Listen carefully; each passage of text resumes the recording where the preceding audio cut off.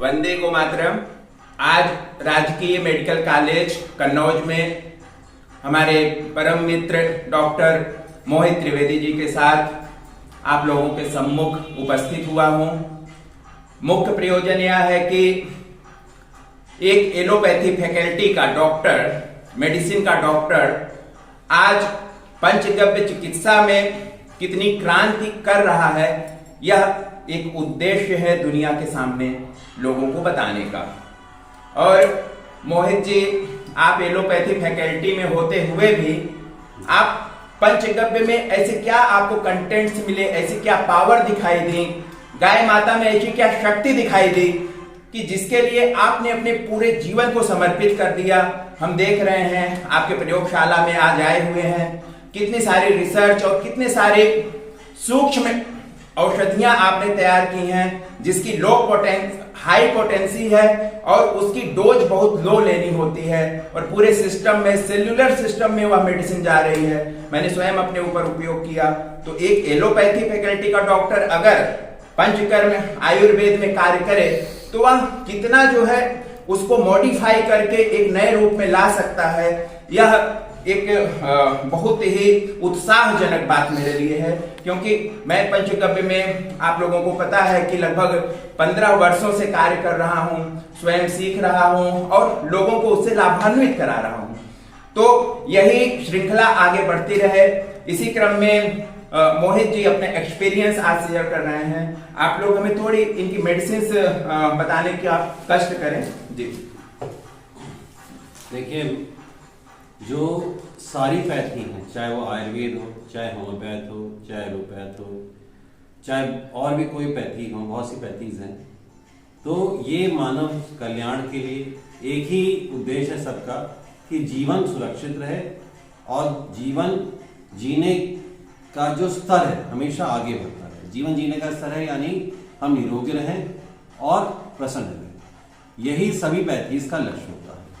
और जो हमारे जहाँ तक गाय का है, तो जिस पे शोध हो रहा है वो भारतीय नस्ल की देशी गाय है जिसको बॉस इंडिकस कहते हैं। इसके 3 लक्षण हैं।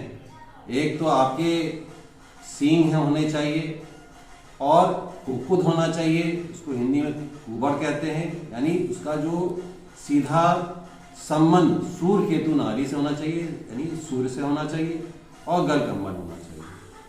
तो इससे हम ये कहना चाहते हैं कि जो हमारे शास्त्रों में लिखा है कि जो गौ माता है ये चलता फिरता अस्पताल है। अब कुछ शास्त्रों में ये भी उल्लेख है, या कुछ जो विद्वान हैं, जो गुरु वर्ग हैं, वो ये कहते हैं कि यदि आपके पास एक एकड़ या 2 एकड़ जमीन हो और 2 गाय हैं तो आप एक प्रसन्न और आरोग्य जीवन जी सकते हैं। अब जितनी कृत्रिमता हमारे जीवन में आ रही है और या हम खुद स्वयं से ला रहे हैं, उससे हम लोग ज़्यादा से ज़्यादा रोगी बनते जा रहे हैं।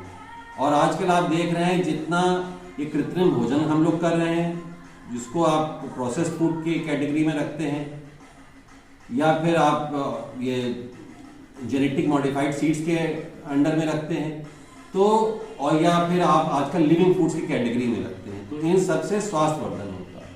अब जहाँ तक भैंस रत्नावली है तो वो ये कहती है आपसे कि बहुत से ऐसे मूलभूत योग हैं आयुर्वेद में, चाहे वो घी के हों, चाहे वो गौमूत्र से संबंधित हों या गौमय से संबंधित हों, इनमें जो है निरोग करने की क्षमता अद्भुत है। अब जैसे कोई भी कहते हैं कि आजकल एक बहुत बड़ा शब्द है, उसको कहते हैं डिटॉक्स। अब डिटॉक्स करना हो तो व्यक्ति क्या करता है, अलग अलग तरीके से कार्य करता है। लेकिन डिटॉक्स का अर्थ क्या है कि जो हम लोग ये प्रोसेस्ड फूड और ये जेनेटिक मॉडिफाइड सीड्स या हम अनियमित भोजन शैली से जो जो रोग उत्पन्न होते हैं, हम लोग अपने शरीर को, जैसे आप कहते हैं ना कि सर्विसिंग कार की होती है, उसी तरह पंचकर्म भी होता है। उसको आप सर्विसिंग मान लीजिए, क्योंकि पंचकर्म के बारे में आपको पता नहीं होगा। तो उसी प्रकार हम लोग को ये गौमूत्र के सहारे, अगर शोधित गौमूत्र है तो वो जिसको कहते हैं अर्क, उसके सहारे, या फिर जो बिल्कुल ताज़ा है उसको थोड़े एंजाइम जैसे सिट्रिक एसिड, एस्कॉर्बिक एसिड और लैक्टिक एसिड के माध्यम से हम प्रयोग कर सकते हैं। और मतलब यूरिन के हिसाब से और फीसेस के हिसाब से हम लोग अपने शरीर की का शोध कर सकते हैं। बहुत सुंदर। तो मोहित जी ने आप लोगों को बताया कि जो देसी गाय माता हैं, जिनको हम माता बोल रहे हैं, माता इसलिए बोल रहे हैं कि पूरे धरती का वो आधार है, प्रकृति का आधार है। आज जो जीवाणुओं की कमी हो गई है खेती में, जिसके कारण खेती बंजर हो रही है, तो गाय माता के गोबर के माध्यम से ही, उनके जो कंपोस्ट के माध्यम से ही वापस धरती हमारी फिर से सही हो सकती है। और इतनी सुलभ वस्तु है, गांव में तो घर घर में उपलब्ध है। तो इसके पावर को आप लोग जब समझेंगे तो इसका कैसे प्रयोग करना है, स्वयं ही प्रयोग आप लोग कर सकते हैं और ये लोगों तक और ज्यादा सुलभ बने। यही हम लोगों का जो अब एक सम्मिलित प्रयास है वह इसी दिशा में है कि ये और लोगों की जागृति बढ़े, लोग अपने गार्डन में अपनी सब्जियां खुद उगाएं और उनको हम और भी सुविधाएं और भी नॉलेज इस माध्यम से हम प्रोवाइड करें। तो मोहित जी, आपने जो ये कुछ इस तरह से जो प्रयोग किए हैं, जैसे आज मैंने इसका सेवन किया और ये तो एक एंटीबायोटिक इन्होंने एजेंट बनाया है और इसमें सब कुछ नेचुरल है, कोई ऐसा प्रिजर्वेटिव नहीं है कि जो आपके शरीर में जाके कोई आपके शरीर में दुष्प्रभाव हो उसका। आप इसके बारे में बताइए। ये मुझे बहुत बूस्टअप चीज लगी कि यह डिटॉक्स की बात जो कर रहे हैं पंच कर्म के माध्यम से, अथवा शरीर शुद्धि प्राकृतिक चिकित्सा के माध्यम से, अथवा जो फास्टिंग के माध्यम से, अभी जो एक एडवांस लेवल है ड्राई फास्टिंग के माध्यम से, क्या उतने करने से क्या स्वस्थ रहना संभव है? ऐसा नहीं है। वह खाली एक आपके लिए एक पड़ाव है, उसके बाद तो आजीवन आपको डेली रूटीन में आपको कुछ ना कुछ ऐसे उत्पादों का प्रयोग करना ही है जो आपके सिस्टम को बैलेंस रखें। जो रोज वहां पे कचरा बन रहा है, इकट्ठा हो रहा है, वह यूरिन के माध्यम से एंड फीसिस के माध्यम से वो निकलता जाए। मेन इनका जो है उद्देश्य यह है कि डेली आपका डिटॉक्स होना चाहिए। स्पेशल आप साल में एक बार करो, 2 बार करो, नवरात्रि करो, वो आपका एक प्लस पॉइंट है, लेकिन डेली तो होना ही चाहिए। जो बड़े रोग हैं, जीवन खत्म करने वाले रोग हैं, कैंसर वाले रोग हैं, यह कभी होंगे नहीं। यह पूरी तरह से हम लोगों को आश्वस्ति है कि वास्तव में इसमें ऐसे एजेंट हैं। लेकिन जो एक आध्यात्मिक इसकी ऊर्जा है, जैसे हमने आपके निवास स्थान पे भी देखा कि बहुत सुंदर गाय माता हष्ट पुष्ट 3 गौ माता जो है यहाँ पे उनकी सेवा हो रही है। दूध के लिए नहीं मित्रों, दूध के लिए उसका एक भी बूंद दूध जो है ये लोग उसका सेवन नहीं करते, केवल और केवल सेवा और उसका जो एक वाइब्रेशंस है जिसके माध्यम से घर के लोगों के अंदर एक जो चैतन्यता है, स्वास्थ्य है, जागृति है, एक जो सत्य मार्ग पे चलने की एक जो समझ है, उसके माध्यम से गाय माता के माध्यम से क्या आप देख रहे हैं कि कुछ परिवर्तन आया है? कितने वर्ष पूर्व आपने शुरू किया गौ संवर्धन का कार्य और फिर उससे क्या आपको जो है लाभ दिखाई दिए, आपके परिवार में क्या लाभ दिखाई दिए? तो ये आवश्यक है। देखिए, हम पहला आपसे ये बताएंगे कि जो आपने एक बात कही कि आजकल जो वर्तमान समय में जो खेती है वो ट्रैक्टर से होने लगी है और हम लोग के जो पहले बैल कार्य करते थे वो ये करने लगे, तो उससे की वजह से जो टॉप सॉइल है ये इरोड हो चुकी है। इसी वजह से जो अभी आप कोरोना में बहुत से लोगों को जिंक और जो माइक्रो मिनरल्स जो है या माइक्रो न्यूट्रिएंट्स हैं वो सब हम लोग खिलाते हैं। तो ये आगे चलने में भी ये समस्या आएगी। जितना हम लोग ये खेती में मॉडर्नाइजेशन करेंगे या एग्रीकल्चरल मॉडर्नाइजेशन करेंगे तो उससे क्या होगा, जो टॉप सॉइल इरोड होगा, जो आपके गेहूं में, आपके चावल में, आपके जो मिलेट्स में ये माइक्रो न्यूट्रिएंट्स डिप्लीट हो जाएंगे और आपको इसको अलग से न्यूट्रास्यूटिकल्स के फॉर्म में लेना पड़ेगा। नंबर 1, इसके लिए आपको उन्नत, जैसे गाय की आवश्यकता है, उन्नत बैलों की और उन्नत सांडों की, जो कि क्रॉस ब्रीडिंग नहीं होनी चाहिए। जो ये क्रॉस ब्रीडिंग, एक तो इन ब्रीडिंग नहीं होनी चाहिए, इन ब्रीडिंग और क्रॉस ब्रीडिंग, ये दोनों कॉन्सेप्ट्स हैं। पता नहीं आप लोग हमसे बहुत विद्वान हैं। तो इन ब्रीडिंग और क्रॉस ब्रीडिंग से जो है नस्ल खराब हो रही है क्योंकि ये लोग जो है सीमेन जो चढ़ाते हैं वही सीमेन उस जनरेशन को चढ़ाता है, फिर सेकंड जनरेशन को, थर्ड जनरेशन को वही सीमेन चढ़ता है, वर्णसम करता है। तो उससे इनब्रीडिंग होती है, इनब्रीडिंग इसको कहते हैं। और क्रॉस ब्रीडिंग होती है, एक नस्ल दूसरी नस्ल के साथ जब क्रॉस करता है तो उसको वर्णसंकर कहते हैं। तो इनब्रीडिंग और क्रॉस ब्रीडिंग दोनों को ही हमें खत्म करना है। इससे होता क्या है कि बयात होता है। बयात का मतलब एक गाय जब दूध देती है और दूसरे समय तक, तो उसका देखते हैं उसकी माँ ने कितना दूध दिया, तो इसका आइडिया लगता है कि ये गाय भी उतना दूध देगी। लेकिन अगर इनब्रीडिंग और क्रॉस ब्रीडिंग चलती रहेगी तो दूध की क्वांटिटी और क्वालिटी दोनों ही इफेक्ट हो जाएगी। और इसलिए जो है दूध, आजकल जो वेजन लोग हैं, वेगन कॉन्सेप्ट है कि अब दूध भी वो लोग कह रहे हैं कि इसको छोड़ दो, क्योंकि दूध में भी इतनी ज़्यादा अशुद्धता आ गई है। खुद लोग कुछ मिलावट कर रहे हैं, कुछ इनब्रीडिंग और क्रॉस ब्रीडिंग के प्रोडक्ट्स हैं, तो इसकी वजह से दूध भी शुद्ध नहीं मिल पा रहा है। फिर दूसरा ये है कि ये क्यों हमें आई, क्योंकि हमारे पिता और हमारी बुआ दोनों ही कैंसर से इनकी मृत्यु हो गई थी। तो हमें ऐसा लगा कि भाई ये गौ माता ही इसका एक उत्तर है, तो उस पर हम शोध पे लग गए। पहले हम राजकीय मेडिकल कॉलेज या महामाया मेडिकल कॉलेज अम्बेडकर नगर में थे, वहाँ हमारे साथ एक लैब टेक्नीशियन थे पंकज यादव, उनके साथ हम कार्य करते थे और उनके साथ मैंने बहुत कार्य किया। और हमारे घर में भी बहुत से लोग इसमें, जैसे रविशंकर मिश्रा जी थे, वो भी बहुत इंटरेस्टेड थे, उनके साथ भी मैंने काम किया पंचगव्य पे। तो सबने ये, हम लोगों ने फिर गाय मंगाई, गाय पालना शुरू किया।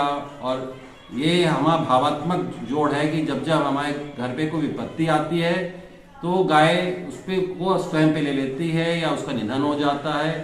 लेकिन मतलब इस वजह से मैं गाय की प्रार्थना नहीं करता हूँ कि मैं उसको पालूँ और कभी उनका निधन हो जाए। मैं इसलिए करता हूँ क्योंकि मैं उनको माँ मानता हूँ और मुझे पता है कि माँ मानने से भी ज़्यादा वैज्ञानिक दृष्टिकोण से गाय चलता फिरता अस्पताल है। अब ये इतनी बड़ी बात बताई है कि देखिए, बहुत कम शब्दों में बताया, इसलिए मैं इंटरप्ट कर रहा हूं कि जो घर में आने वाली विपत्ति है उसका इंट्यूशन गाय को पहले आ जाता है।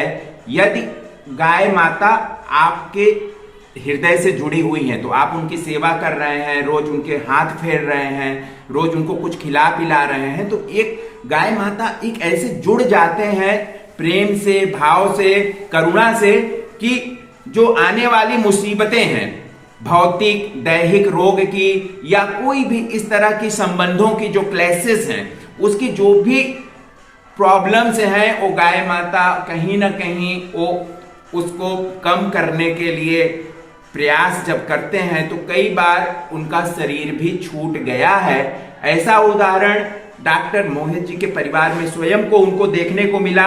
इसलिए उनको ऐसा एक दुख व्यक्त कर रहे हैं कि गाय माता की मृत्यु हो जाए, इसलिए उनको नहीं पालते हैं। लेकिन उन्होंने ऐसा देखा कि परिवार में जो बड़ी विपत्ति आई, कष्ट आई, किसी के ऊपर कोई भयंकर कोई रोग आ गया, उसको गाय माता ने अपने ऊपर लेके स्वयं उनका प्राण निकल गया और वह व्यक्ति बच गया होगा, यह वह परिस्थिति से उबर गए होंगे। ऐसे अनुभव इनके जीवन में मिले जिसके माध्यम से इनके अंदर एक उत्साह आया, एक भाव आया गाय माता को प्रमोट करने का, उनके उत्पादों को। और दूध वो सबके लिए हितावह नहीं है, गोमूत्र जो है वो अमृत है, ये मान सकते हैं औषधि की दृष्टि से। जो लोग ले सकते हैं, जैसे मुस्लिम वर्ग है, वो लोग गोमूत्र नहीं लेते हैं, इसलिए उनके शास्त्र में नहीं होगा अथवा उनके सिस्टम में, नियम में नहीं होगा, तो ऐसी बाध्यता नहीं है। लेकिन आपको प्रकृति को बचाने के लिए तो ये तो साइंस की रिसर्च है कि देखिए अभी जो कुछ धरती में चाहिए वह सब कुछ गाय माता के उनके गोबर में, उनके मूत्र में उपलब्ध ही है। जो कुछ भी इस धरती को चाहिए, मैं पुनः बोल रहा हूं, उसमें उपलब्ध ही है। आप लोग थोड़ा रिसर्च करें, आप लोग भी थोड़ा इसका अध्ययन करें। ये हम कोई ऐसी बात नहीं कर रहे हैं कि ये ज्यादा कोई एग्जैजरेशन हो। ये बहुत ही एक सोचने का मुद्दा है, क्योंकि हम लोग ऐसी परिस्थिति में हैं कि एक काल जो है या तो विनाश का होगा या तो पुनः जो है प्रिजर्वेशन का होगा। दो में से एक ही दिशा होती है जीवन की, और हम लोग प्रयासरत हैं। जो भी हमारा छोटा सा प्रयास है, आप लोगों के सहयोग से, डॉक्टर मोहित जैसे मित्रों के सहयोग से ये हम थोड़ा बहुत कर सकें सहयोग, यही भाव हमारे श्री गुरुदेव श्री बाबा नीम करौली जी महाराज, श्री राम सुखदास जी महाराज के सानिध्य से हम लोगों को मिला है। और अंत में आप अपना संदेश लोगों को दें। जय श्री। मेरा संदेश ये है, सबसे संदेश नहीं, मैं प्रार्थना करता हूँ। देखिए, हम लोग जो अपने को कहता है मैं सनातन धर्मी हूँ, उसको मैं यही उनसे विनम्र निवेदन है, मेरा करबद्ध निवेदन है कि सब लोग एक एक गाय, देसी गाय स्वयं पालें। और अगर नहीं पा सकते तो कहते हैं ना अधिया, जैसे कोई कहता है हम फ्लैट में रहते हैं, हम यहाँ रहते हैं, वहाँ रहते हैं, तो एक किसान के साथ संपर्क करके उसको गाय खरीदवा दें और उससे जो है आधा दूध ले लें। मतलब कुछ ना कुछ, आप जैसे कि हम जिसको प्यार करते हैं उसको कभी सड़क पे नहीं छोड़ते। नहीं, देखिए ये सिद्धांत है, माँ बोलते हैं, इसका ये सिद्धांत है कि जब जब हम किसी को प्यार करते हैं, हम किसी को सड़क पे नहीं छोड़ते। तो हम आपसे यही विनती करेंगे, यदि आप चाहते हैं कि गौ माता बचे और आपके संस्कार बचे और आपका सनातन धर्म बचे, तो जो अपने को सोचते हैं कि वो सनातन धर्मी है, बस एक एक गाय वो पाल, बस यही आपसे विनती, बाकी कोई विनती। वंदे गो मातरम, वंदे गो मातरम।